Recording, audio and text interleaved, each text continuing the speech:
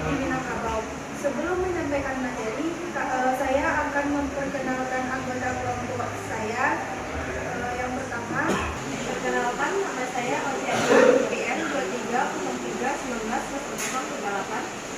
Perkenalkan nama saya Nica Lalina dengan IPN 2303190029. Perkenalkan nama saya Dipa Diani IPN 2303190015. Perkenalkan nama saya Edita Wafiwati dengan NPM 2303190007. Perkenalkan nama saya Sarah Eja Putri dengan NPM 2303190022.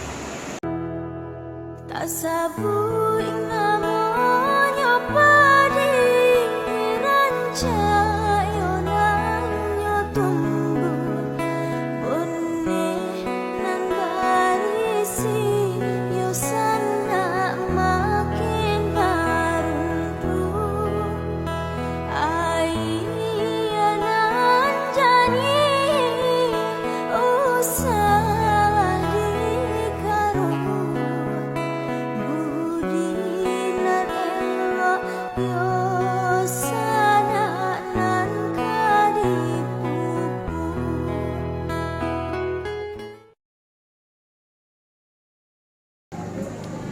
Sebelum kita memasuki ke materi, di sini saya akan menjelaskan apa sih itu peralatan hidup dan teknologi. Yang pertama, peralatan hidup. Peralatan hidup merupakan sistem peralatan kehidupan yang diciptakan manusia untuk membantu semua aktivitas manusia dalam rangka memenuhi kebutuhan hidup. Kedua yaitu teknologi, merupakan kemampuan teknik yang berlandaskan ilmu eksakta berdasarkan proses teknik memproduksi, memakai, serta memelihara segala peralatan dan perlengkapan. Baik, selanjutnya masuk ke materi kelompok kami, yaitu ada 2 poin. Yang pertama, pandangan orang Minangkabau terhadap peralatan hidup, dan yang kedua, pola peralatan hidup orang Minangkabau yang akan dijelaskan oleh teman saya.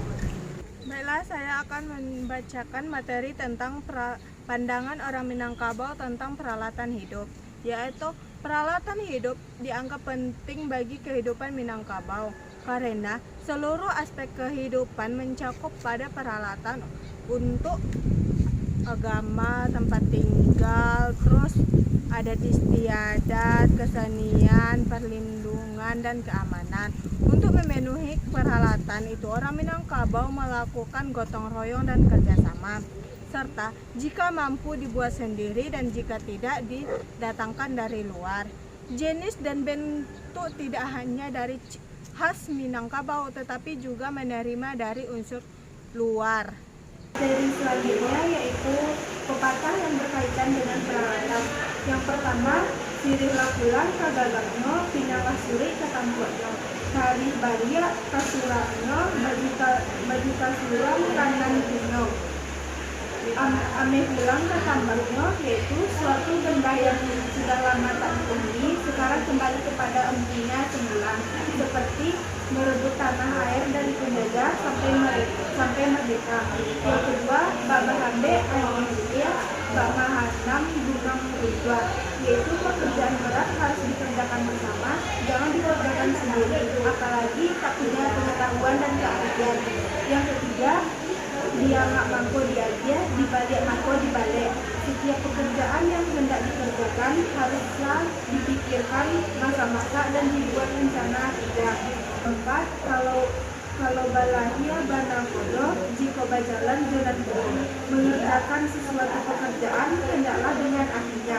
Memasuki suatu negeri hendaklah dengan orang yang mengetahuinya. Dan pakak bakal pribadian dan butuh mampu lakukan. Semua orang punya perannya. Selanjutnya ada contoh jenis peralatan hidup orang Minangkabau. Yang pertama ada kebutuhan agama atau kepercayaan. Yang pertama, surau yaitu tempat ibadah dan pusat pendidikan agama. Yang kedua, Al-Quran kuno, yaitu kitab suci yang sering disalin secara manual pada masa lampau. Yang ketiga, pakaian muslim khas, yaitu busana adat yang sesuai syariat Islam seperti baju kurung. Yang kedua ada kebutuhan adat dan kesukuan. Yang pertama, songket Minangkabau, yaitu kain tenun khas yang dipakai dalam upacara adat Minangkabau. Yang kedua, saluang, yaitu alat musik tradisional untuk mengiringi acara adat. Yang ketiga, balairung, yaitu tempat pertemuan adat untuk membahas urusan nagari. Yang ketiga, ada kebutuhan ilmu pengetahuan dan pendidikan. Yang pertama, batu bersurat, yaitu media untuk mencatat sejarah atau hukum adat. Yang kedua, surau, yaitu selain sebagai tempat ibadah, juga berfungsi sebagai pusat pendidikan. Yang ketiga, pustaka kuno, yaitu buku atau manuskrip dengan tulisan tangan. Yang terakhir, alat tenun, yaitu alat yang digunakan untuk membuat kain songket dan dipakai juga untuk mengajarkan kerajinan tradisional pada generasi muda. Yang keempat, ada kesenian. Yang pertama, gandang tabuy, yaitu peralatan musik untuk perayaan tabuy. Yang kedua, piring, yaitu peralatan hias yang digunakan pada saat tari piring tradisional. Yang ketiga, rabana atau rabano adalah alat musik tradisional khas Minangkabau yang berupa rabana dan memiliki kegunaan untuk pengiring upacara adat, sarana dakwah, hiburan tradisional, dan penyemarak perayaan keagamaan. Yang kelima, ada kebutuhan sistem komunikasi dan bahasa. Dan yang keenam, ada kebutuhan mata pencarian. Yang pertama, lesung dan alu, yaitu alat yang digunakan pada saat waktu panen untuk menumbuk padi. Yang kedua, cangkul dan sabit, yang digunakan petani untuk bertani, khususnya padi. Yang ketiga, jaring ikan, yaitu yang biasanya digunakan di kawasan pesisir, yang digunakan oleh nelayan untuk menangkap ikan. Yang keempat, pandai besi, yaitu alat untuk membuat senjata atau perkakas sehari-hari. Dan yang terakhir, ada kebutuhan sehari-hari atau jenis makanan dan peralatannya. Yang pertama, balai-balai, yaitu tempat duduk atau tidur sederhana yang dibuat dari bambu. Yang kedua, randang atau wajan besar, yaitu alat memasak rendang, makanan khas Minangkabau dan biasanya digunakan pada saat acara-acara besar. Selanjutnya akan dijelaskan oleh teman saya. Materi yang terakhir yaitu tentang pola peralatan hidup masyarakat Minangkabau. Yang pertama, dipengaruhi oleh agama Islam. Yang kedua, ciri khas adat masing-masing daerah dan ciri khas Minangkabau. Dan yang ketiga, peralatan hidup ciptaan teknologi sederhana Minangkabau. Yang keempat, teknologi bangunan tradisional tanpa paku. Kelima, rumah tinggal adalah rumah panggung dan rumah bagonjong. Yang keenam, menggunakan bahan-bahan material dari alam. Yang terakhir, peralatan adalah hasil kerajinan.